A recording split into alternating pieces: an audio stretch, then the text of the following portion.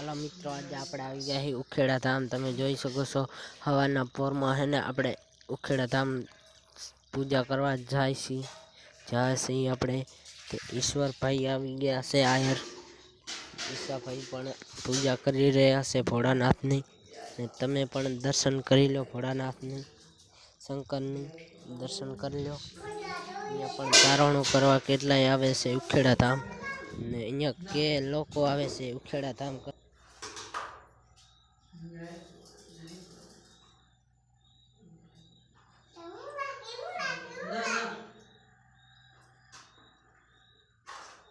બસ આ ચોખાના એ નહીં રે